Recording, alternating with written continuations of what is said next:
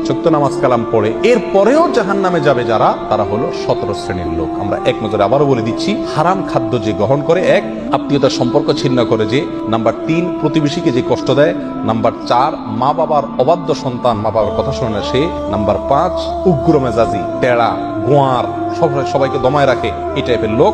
Number 6 অধীনস্থদেরকে, প্রজাদেরকে, যে সমস্ত শাসকেরা, যে সমস্ত রাজারা, যে সমস্ত রাষ্ট্রপ্রধানেরা, সরকার প্রধানেরা বা যে যে লেভেলে আছে সে তার প্রজাদেরকে ধোকা দেয় যে।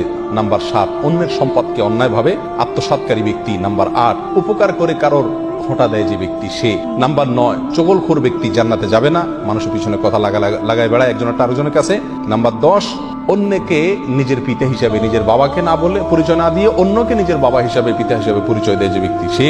নাম্বার 11 গর্ব এবং অহংকার করে যে ব্যক্তি, যার মনের ভিতরে অহংকার আছে, সেই জান্নাতে প্রবেশ করবে না। নাম্বার 12 রাসূলুল্লাহ সাল্লাল্লাহু আলাইহি সাল্লামকে যে ব্যক্তি ফলো করে না, তার নির্দেশকে মান্য করে না, সেই ব্যক্তি। নাম্বার 13 অকারণে তালাক কামনা করে, তালাক চায় যে মহিলা, সেই মহিলা।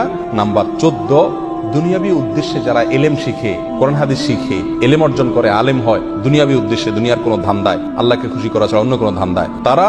নাম্বার 15 চুলে বা দাড়িতে কোনো জায়গায় কালো কলব, পিওর কালো কলব ব্যবহার করে যারা, তারা। এবং নাম্বার 16 যে কোনো ভালো কাজ করে সেখানে মানুষকে দেখানো, এটা ফলাও করা, প্রচার করা, এই উদ্দেশ্য থাকে যাদের, তারা। নাম্বার 17 ওয়ারিশকে বঞ্চিত করে তার হক থেকে, এরকম অভিভাবক। এই শ্রেণীর লোকেরা মুসলমান হয়েও জান্নাতি হতে পারবে না। আল্লাহ তাআলা আমাদের সবাইকে এই দুর্ভাগাদের তালিকা থেকে আমাদের নামগুলোকে বের করে আনার তৌফিক দান করুন।